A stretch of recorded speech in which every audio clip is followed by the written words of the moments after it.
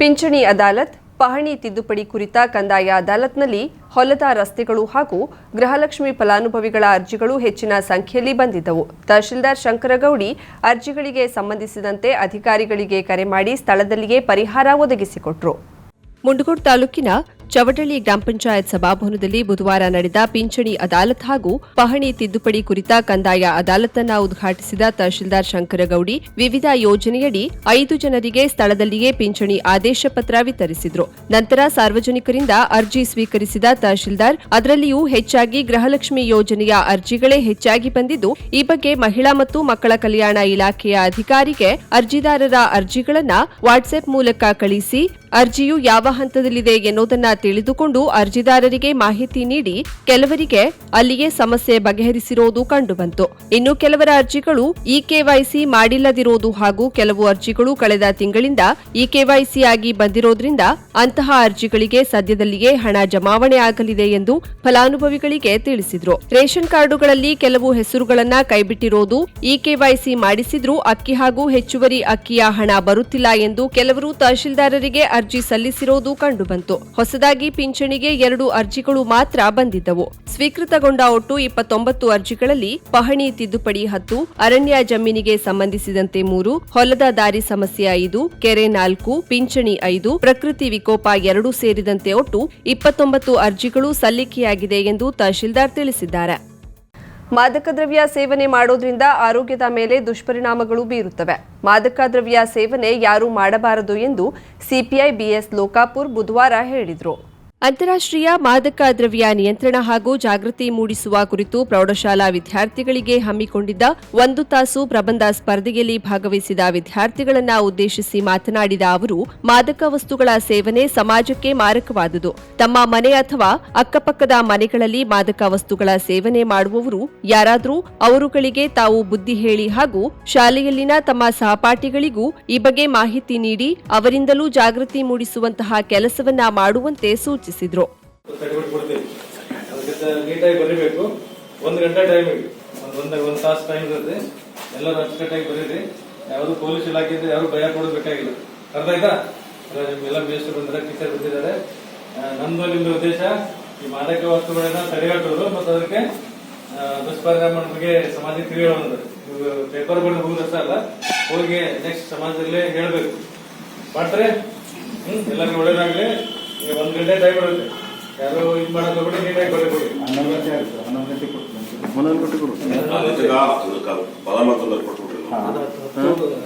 ಕೊಟ್ಬಿಡಿ.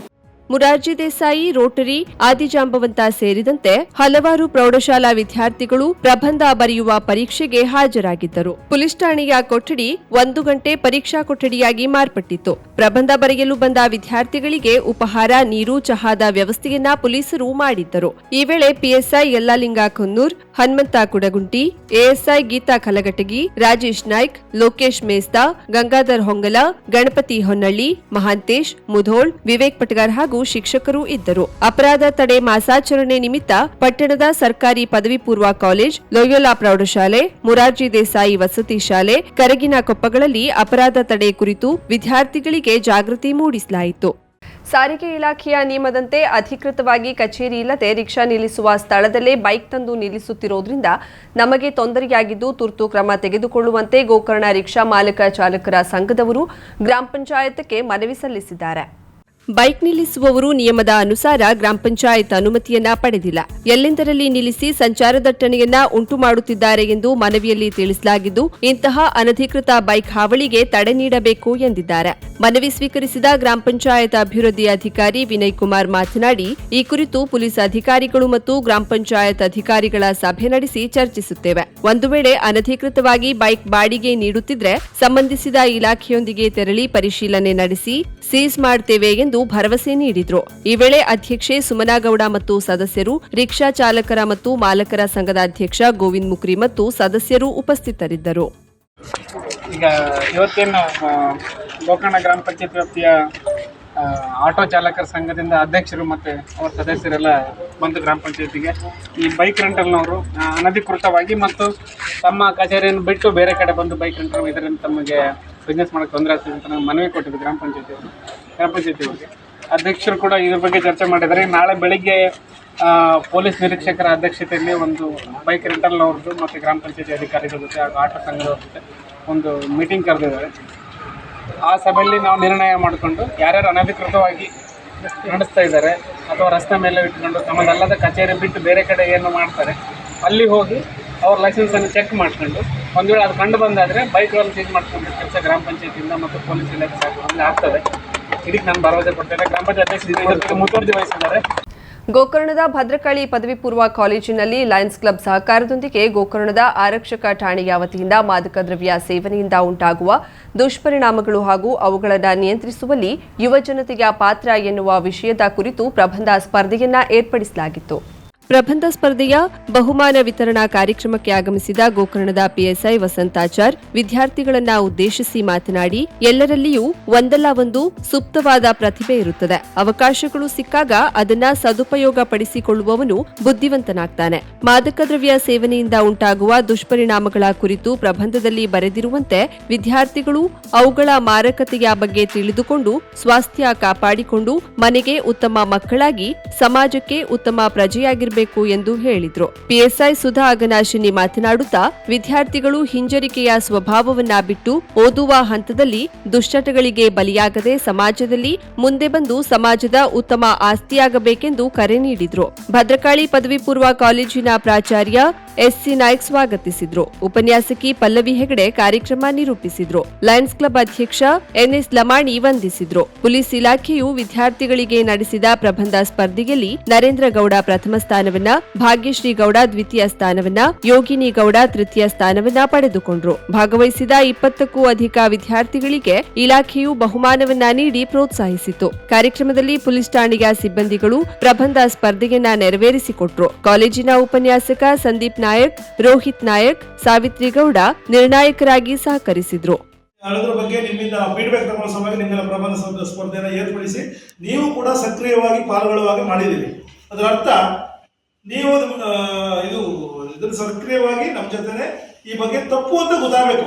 ವ್ಯಸನಗಳು ನಿಮ್ಮ ಮನವರಿಕೆ ನಿಮ್ಮ ಈ ಪ್ರೌಢತೆಯಲ್ಲೇ ಅದು ಕೆಟ್ಟದು ಅಂತ ಗೊತ್ತಾದ್ರೆ ಮುಂದಿನ ದಿನಗಳಲ್ಲಿ ನೀವು ಇನ್ನೂ ಹೆಚ್ಚಿನ ಅದನ್ನು ಬೇಡ ಹೇಳೋ ಒಂದು ಭಾವನೆ ಬರುವುದು. ಯಾಕಂದ್ರೆ ಇಲ್ಲಿಂದಲೇ ಶುರುವಾಗಬೇಕು. ನಿಮ್ಮ ಮನಸ್ಸಲ್ಲಿ ಎಷ್ಟು ಯಾವಾಗ ಕೆಟ್ಟದು ಅಂತ ಗೊತ್ತಾಯಿತು ಅವಾಗ ಅದರಿಂದ ದೂರ ಇರ್ತೀರಿ. ನಿಮ್ಮ ಫ್ರೆಂಡ್ಸ್ ಸ್ವಲ್ಪ ನೋಡೋಣ ಅಂತೇಳಿ ಅದರಿಂದನೇ ಆಡ್ಕೊಳ್ಳೋದಿರುತ್ತೆ. ಅದನ್ನು ನೀವು ಸಂಪೂರ್ಣವಾಗಿ ವಿರೋಧಿಸಬೇಕು.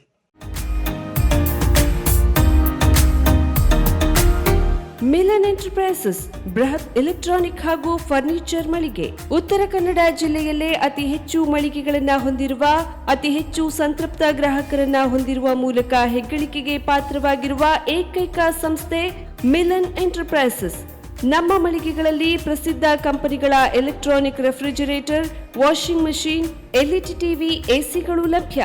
ಭಾರತದ ಕರಾವಳಿ ಹವಾಮಾನಕ್ಕೆ ಹೊಂದಿಕೊಳ್ಳುವ ನಂಬರ್ 1 ಬ್ರ್ಯಾಂಡ್ ಆದ ಗೋದ್ರೇಜ್ ಕಂಪನಿಯ ಕಪಾಟು, ಆಫೀಸ್ ಟೇಬಲ್, ಆಫೀಸ್ ಚೇರ್, ಬ್ಯಾಂಕ್ಗಳಿಗೆ ಹಾಗೂ ಚಿನ್ನದ ಅಂಗಡಿಗಳಿಗೆ ಬೇಕಾಗುವ ಸೇಫ್ ಲಾಕರ್ಗಳು ಅತಿ ಕಡಿಮೆ ಬೆಲೆಯಲ್ಲಿ ಲಭ್ಯವಿದೆ.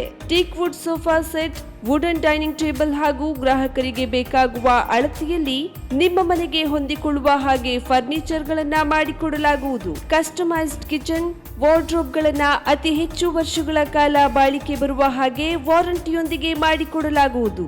ನಮ್ಮಲ್ಲಿ ಡ್ಯೂರಾಫ್ಲೆಕ್ಸ್, ಗೋದ್ರೇಜ್ ಕಂಪನಿಯ memory foam mattress, orthopaedic mattress, spring ಮ್ಯಾಟ್ರೆಸ್ಗಳು ಕಡಿಮೆ ಬೆಲೆಯಲ್ಲಿ ಲಭ್ಯ. ವಿವಿಧ ಕಂಪನಿಗಳ ನವೀನ ಮಾದರಿಯ mixer, grinder, fan, cooker, tawa, flask, micro ಓವೆನ್ಗಳು ಲಭ್ಯವಿದೆ. 0% ಬಡ್ಡಿಯೊಂದಿಗೆ ಸ್ಥಳದಲ್ಲಿಯೇ ಬಜಾಜ್ ಫೈನಾನ್ಸ್ ನಿಂದ ಸಾಲ ಸೌಲಭ್ಯವಿದೆ. ಮಿಲನ್ ಎಂಟರ್ಪ್ರೈಸಸ್ ನಲ್ಲಿ ಖರೀದಿ ಮಾಡುವ ಗ್ರಾಹಕರಿಗೆ ಡಿಸ್ಕೌಂಟ್ ಮತ್ತು ಗಿಫ್ಟ್ ಜೊತೆಗೆ ಪ್ರತಿ 2,000 ರೂಪಾಯಿಗಳ ಖರೀದಿಗೆ ಒಂದು ಬಂಪರ್ ಲಕ್ಕಿ ಡ್ರಾ ಕೂಪನ್ ನೀಡಲಾಗುವುದು. ಈ ಲಕ್ಕಿ ಡ್ರಾನಲ್ಲಿ 7 ಲಕ್ಷದವರೆಗೆ ಬಹುಮಾನ ಗೆಲ್ಲುವ ಅವಕಾಶ ನಿಮ್ಮದಾಗಿರುತ್ತದೆ. ಲಕ್ಕಿ ಡ್ರಾದಲ್ಲಿ 1 ಕಾರ್, 2 ಬೈಕ್ ಮತ್ತು ರೆಫ್ರಿಜರೇಟರ್, ವಾಷಿಂಗ್ ಮಷೀನ್ ಸೇರಿದಂತೆ 30 ಲಕ್ಕಿ ಗ್ರಾಹಕರಿಗೆ ಬಹುಮಾನ ಗೆಲ್ಲುವ ಅವಕಾಶ. ಗ್ರಾಹಕರ ಸಂತೃಪ್ತಿಗೆ ನಮ್ಮ ಮೊದಲ ಆದ್ಯತೆ ಎನ್ನುವುದು ಮಿಲನ್ ಎಂಟರ್ಪ್ರೈಸಸ್ನ ವಾಕ್ಯ. ಉತ್ತರ ಕನ್ನಡ ಜಿಲ್ಲೆಯ ನಮ್ಮ ಶೋರೂಮ್ಗಳಾದ ಮುಲ್ಲಾ ಸ್ಟಾಪ್ ಹತ್ತಿರ Kodibag road, Kajubag, Karwar, agriculture office ಎದುರುಗಡೆ ಮಾಸ್ತಿಕಟ್ಟೆ ರೋಡ್, ಹೊನ್ನಾವರ, ಸೀಮಾ ಕಾಂಪ್ಲೆಕ್ಸ್ ಹತ್ತಿರ Moni Basti main road, Bhatkal, Indian bank ಎದುರು, CP Bazaar road Sirsi, JS building, JN road Dandeli, KS building, Motikeri road Haliyal. ಇಲ್ಲಿಗೆ ತಪ್ಪದೇ ಭೇಟಿ ನೀಡಿ ಸಂತೃಪ್ತರಾಗಿ.